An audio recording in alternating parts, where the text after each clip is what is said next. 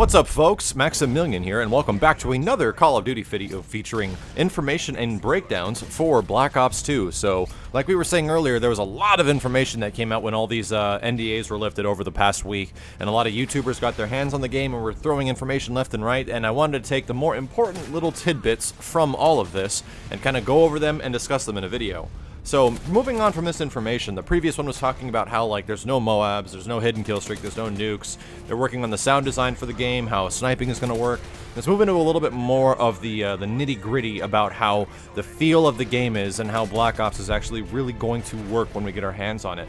One of the things that I'm really digging about Black Ops 2 is the fact that when you prestige, the weapon and the challenge progression on the guns you're using finally are not going to reset.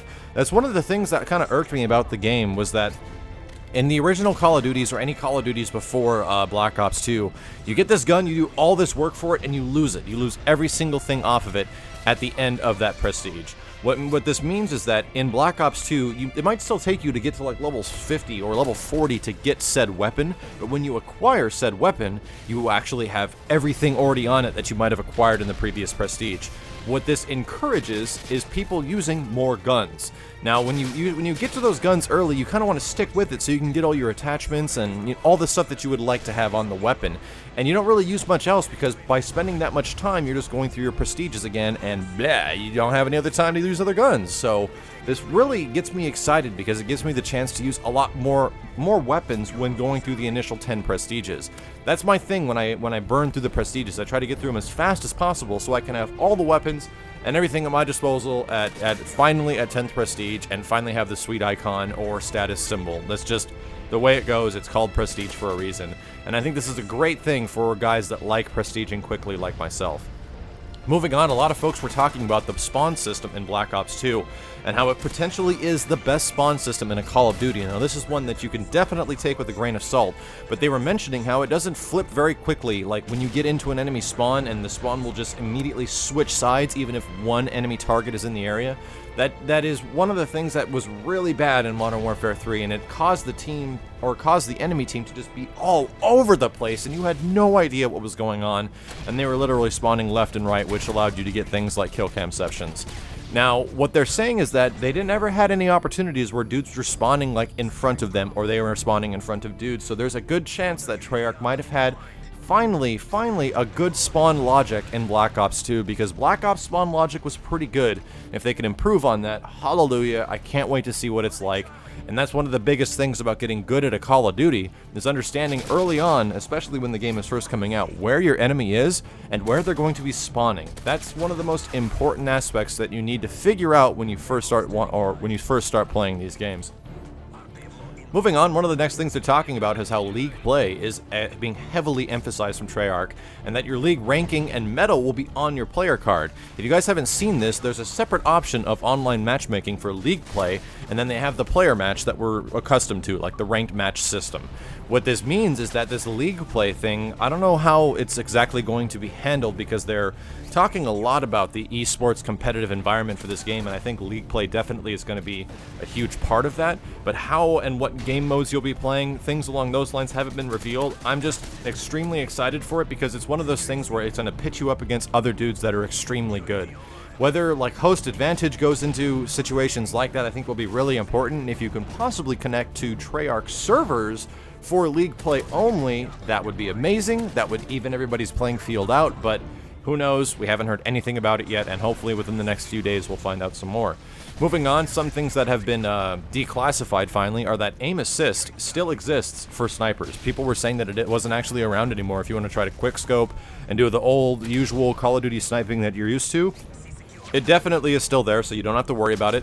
Moving on to some of the higher score streaks, things like the dogs and all the different drones in the air and stuff like that. Supposedly they're very hard to get. If you play for kill death and you play the objective, it will be a lot easier, but if you're the guy that's running around just killing guys and not playing the objective, it's going to be a rough time, and those kill streaks are very high, and they're kind of on the equal range of getting a MOAB in Modern Warfare 3, depending on your class. So kind of excited about that we're going to have these exclusive kill streaks similar to ones that we had in previous Call of Duties. But a lot of folks are saying the fact that Ghost is going to be powerful and overused. The reason being is that UAVs are one of the first score streaks you can unlock. We all know that.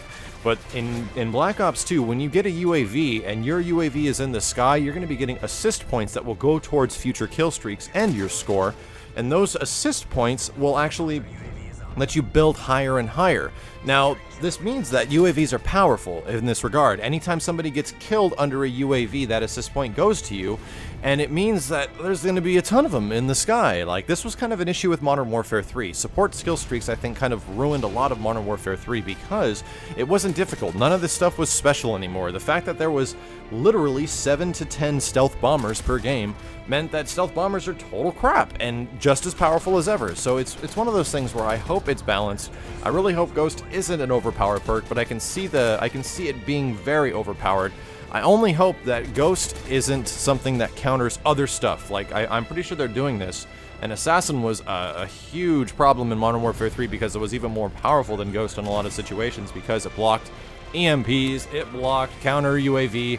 Counter UAV will be the proper counter to Ghost in this situation, where you'll be able to stop Ghost guys from seeing where they should be going. So I'm excited for that. That counter UAV will properly work the way it should. Moving on, they're saying that the Hunter Killer, which is essentially, I call it the paper airplane, you literally throw this little robotic device into the air and it flies off and essentially takes out the first target it sees. It's the new RCXD. You're going to be seeing them a lot. They're going to be difficult to shoot down, and they're going to be after your ass. I called the RCXD the kill streak killer because that's what it was to me. Every time I was on a high-end kill streak in the original Black Ops, got my Blackbird, got my, my chopper gunner working on dogs, and right before all that stuff happens, then RCXD flies out of the wall and blows me up in the face. I only hope that things like the Hunter Killer kill you with explosive damage, and the RCXD in Black Ops 2, and I hope that whatever flak jacket equivalent is in this game can properly block it. That's all I asked for, and I really hope it is the case. Moving on, Scavenger is actually going to work the same way it did in the original Black Ops, not like Modern Warfare 3. You can actually replenish your equipment and lethal items. In Modern Warfare 3, you might remember, that stuff you couldn't recover anymore, and it made Scavenger almost useless, almost practically useless. It ended up being just an extended magazine because it gave you more ammunition. Very excited about that, and it might make a lot more interesting class setup dynamics. A lot of information about the shotgun. Supposedly the S12 is a lot like the SPAs. It's pretty good. The KSG gives similar hit markers like Modern Warfare 3. The Remington is a more reliable stakeout, and the stakeout was pretty bad in the original Black Ops. The M1216 is a 4-burst AA-12, so that's the shotgun that'll be shooting a ton of rounds really quickly and really fast. So that's one of the things you can expect from me if you guys want to check out my channel at youtube.com/miles923. If you are watching this on Respawn, is I am very much into shotguns, and I am very much into getting into enemy spawns and taking out a ton of dudes with shotguns, which is why I really enjoyed Modern Warfare 2 and the SPAs in that game.